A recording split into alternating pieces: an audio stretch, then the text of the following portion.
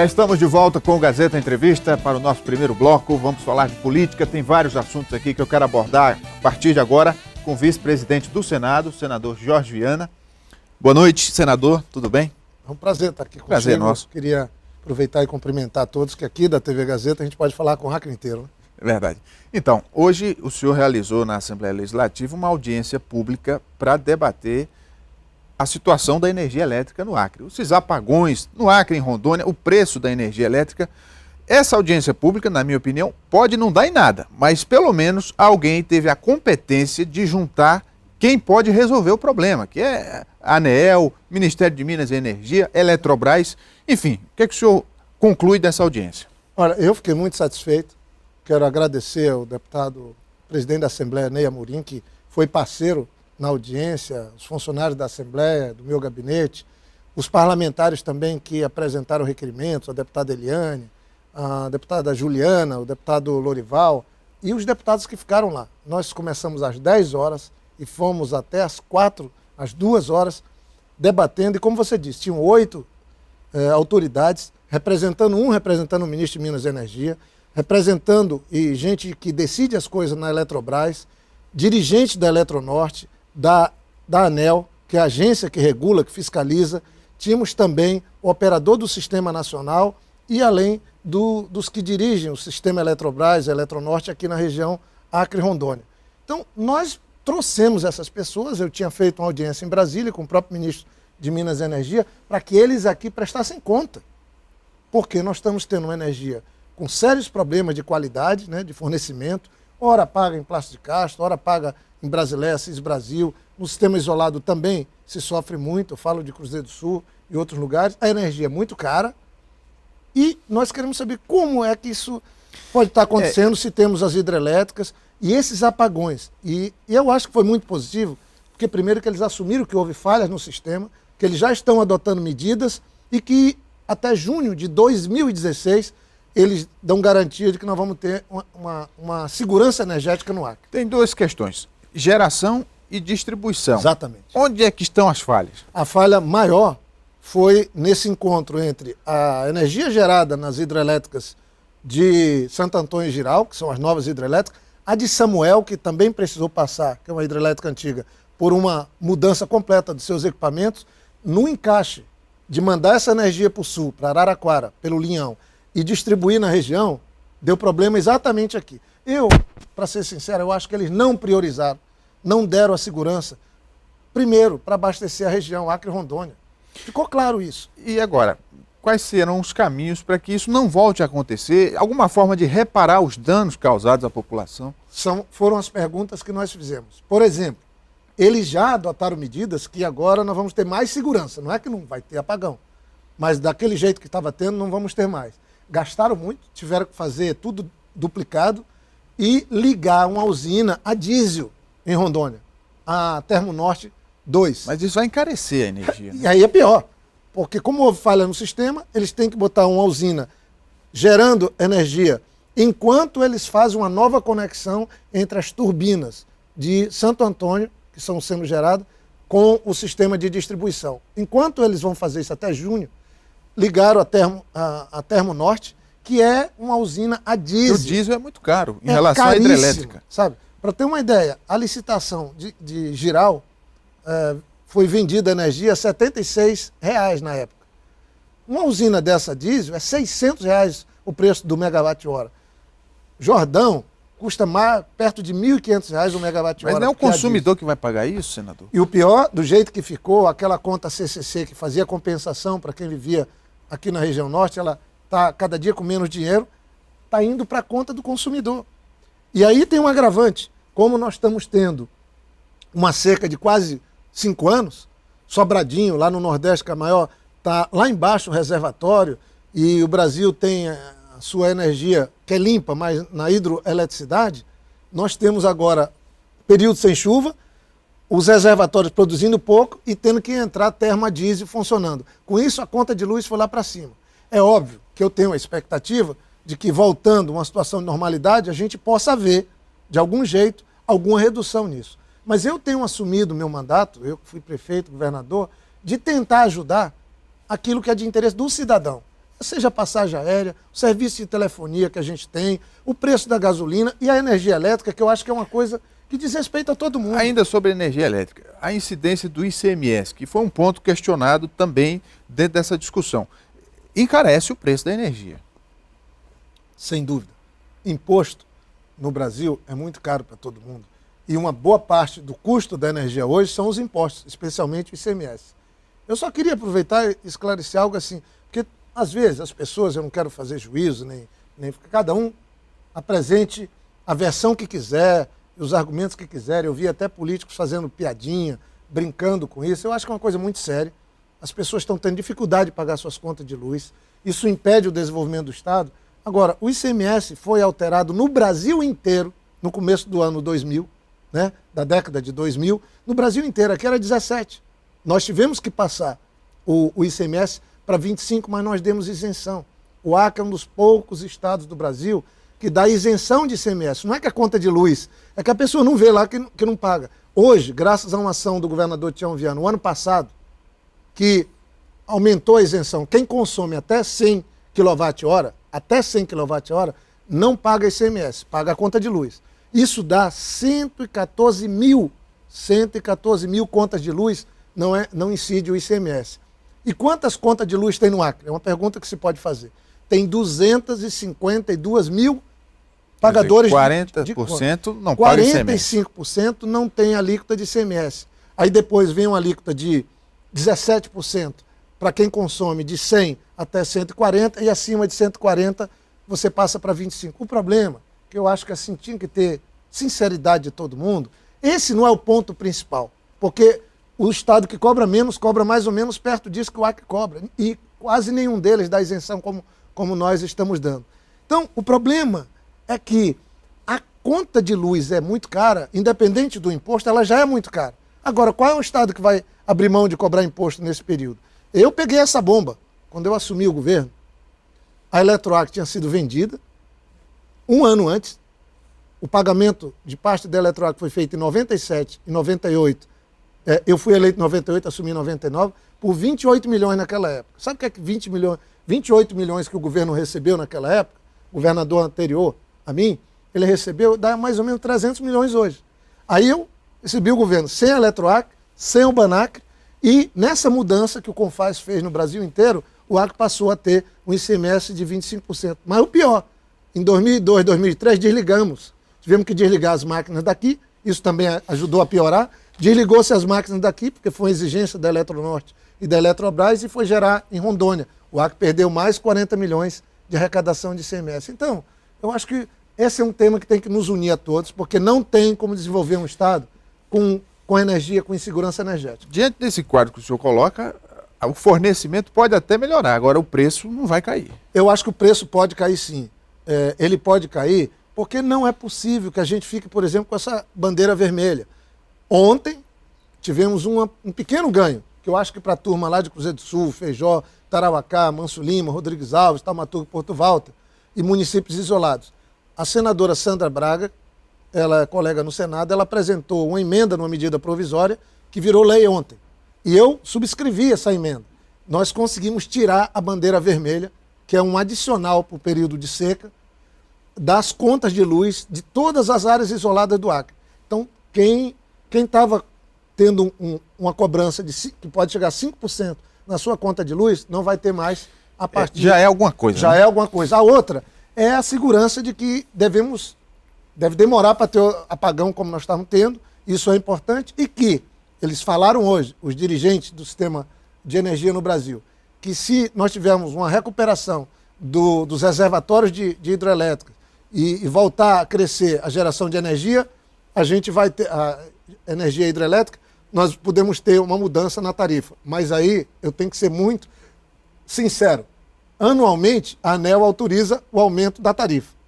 E quando é anualmente? Em novembro agora, nós temos que ficar atento para ver quanto que a ANEEL vai autorizar a Eletroacre a aumentar. Agora é bom que se diga, essa empresa foi vendida em 97, em 98, parte dela, e ficou essa confusão. Nem foi privatizada, nem é mais do Estado do Acre. O que dificulta. Mas vamos passar para outro tema. O preço do combustível no Acre, que também é outro absurdo, senador.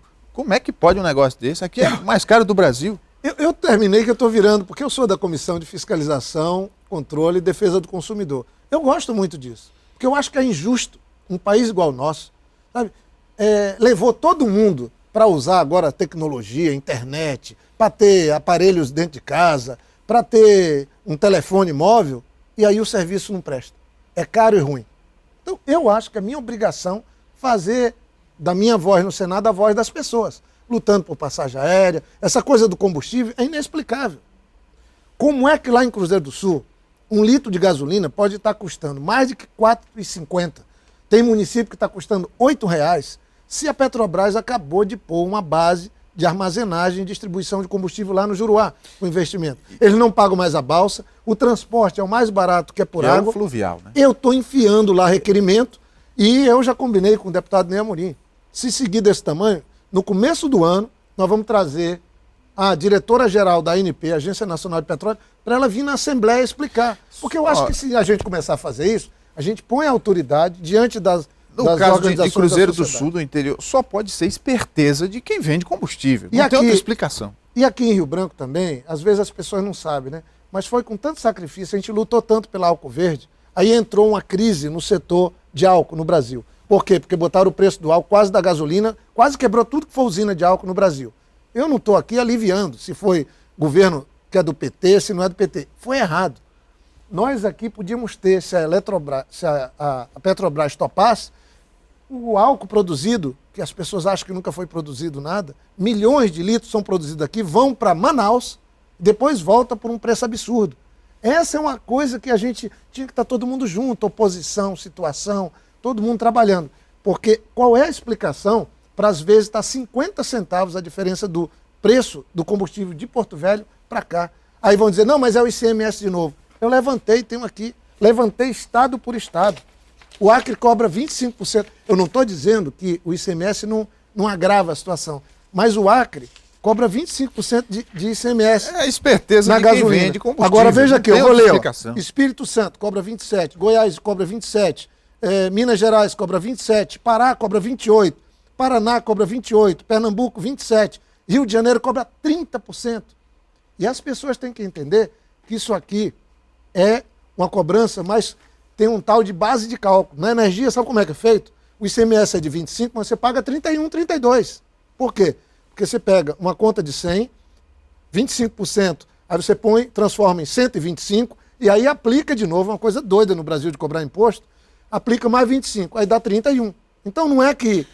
E se a gente for tomar Rio Branco como parâmetro, tem posto de gasolina vendendo gasolina com diferença de 30, 40 centavos para um Agora, concorrente. eu acho que Como é que se explica? nós podemos estar tendo uma crise de queda no consumo e pode ser que alguns queiram compensar a queda no consumo aumentando o preço além do que seria. Por isso que eu entrei com requerimento pedindo, porque eu acho que é meu papel, o papel dos colegas parlamentares, a gente exigindo através do requerimento que a Agência Nacional de Petróleo dê uma satisfação. Eles controlam o preço toda semana. E a mesma coisa a passagem aérea. Se a gente não ficar em cima, termina que vão querer transformar o acreano num brasileiro de segunda classe. Eu acho que ninguém pode ficar calado disso. Agora, o pior é, às vezes, você ter briga política por conta disso. Eu faço até um apelo. Eu acho que nós tem que ter algumas matérias, que não importa se é do PT, se é do PMDB, se é do PSDB, a gente tinha que estar juntos. Numa crise dessa econômica, numa crise política dessa, eu acho, sim, eu falo de coração isso. Eu acho que o Brasil precisa do que nós temos de melhor. E eu fico lamentando, às vezes, que tem gente, numa situação que o povo está sofrendo, oferece o que tem de pior. Eu acho que nós temos que nos juntar Sobre a crise, senador, fala-se crise política, crise econômica. A crise não é muito mais política do que econômica? Não tenho dúvida. Se você falar com 10 líderes de Brasília, analistas políticos, econômicos, boa parte do problema que nós estamos vivendo hoje é em decorrência da crise política. Por que estão trazendo muito o presidente Fernando Henrique para dar entrevista, para falar, para dar opinião?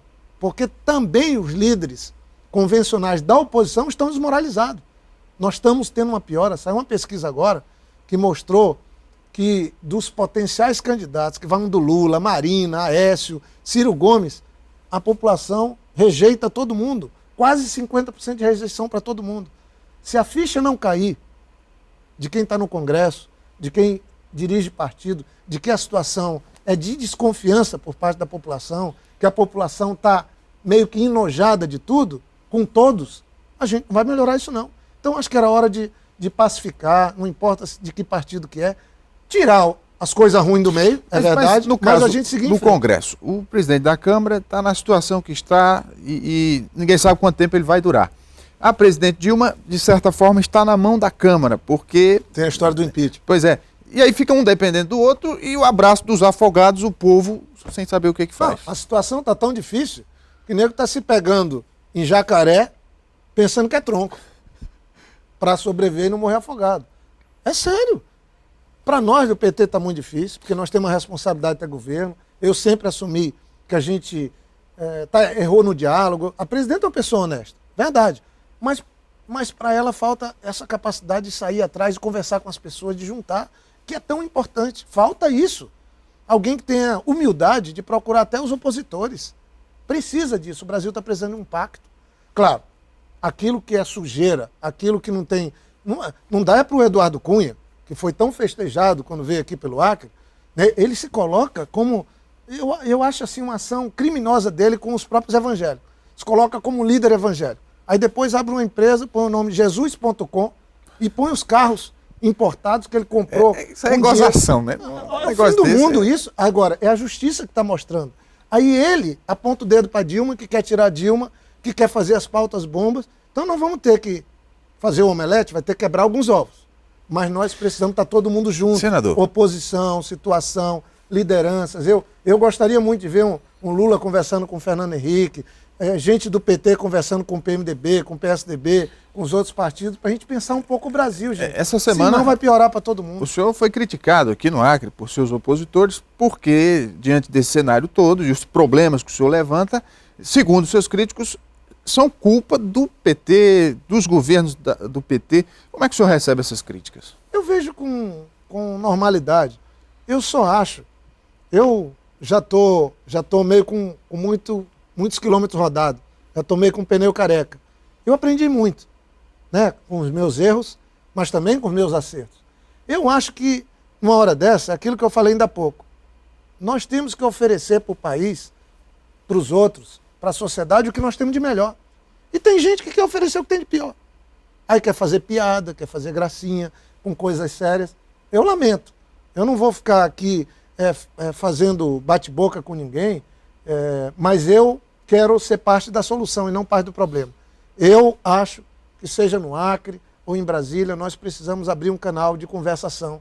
Todo mundo que está na política, quem tem mandato, quem lidera algum partido, porque nós estamos indo para o abismo e levando a população junto. Quando a população começa a sofrer o desemprego, uma inflação mais alta, é ela que está acusando lá embaixo o sofrimento. E é por conta de quê? Por conta de quem está no andar de cima, fazendo discurso, querendo achar culpados. Nós estamos vivendo, o Brasil viveu tanta coisa bonita com o presidente Lula, construiu 20 milhões de empregos, controlou a inflação, teve crescimento, milionário ficou mais milionário, quem não tinha uma carteira assinada passou a ter. Agora nós estamos entrando num momento de crise. Gente, para a gente não cair no buraco, nós temos que tentar estancar essa crise e ver se segue em frente. Deixa a eleição para 2018, chega lá em 2018, quem tiver apoio da população ganha. Mas o que é que a gente faz no final de 2015? O que é que a gente faz em 2016? Olha a situação dos municípios. O Marcos Alexandre aqui, batalhando todo dia, o Tião correndo para um lado e para o outro. Mas eles estão agora com queda de receita. E as despesas só aumentam. Então, se a gente não fizer algo, pode piorar ainda mais. A crise vai ganhando cara, uma cara enrugada, uma cara sofrida. E vai mais forte naqueles que podem menos, naqueles que sofrem mais. Conversei com o vice-presidente do Senado, o senador Jorge Viana. Muito obrigado pela vinda, senador. Eu que agradeço e quero mais uma vez agradecer e cumprimentar o presidente da Assembleia, Ney Amorim, conjunto das deputadas, dos deputados. Eu acho que a gente está procurando fazer isso. Pegar temas que são de interesse do cidadão, lutar por eles, para fazer a defesa das pessoas, para que as pessoas entendam. A gente não está sozinho. A gente tem quem fale por nós. Eu só estou querendo também estar junto nessa hora. E tomara que a gente tome juízo e melhore o ambiente político em Brasília para melhorar o ambiente econômico e o Brasil seguir em frente. Obrigado. Muito bem, vamos fazer um intervalo comercial. Daqui a pouco o Gazeta Entrevista volta. Não saia daí.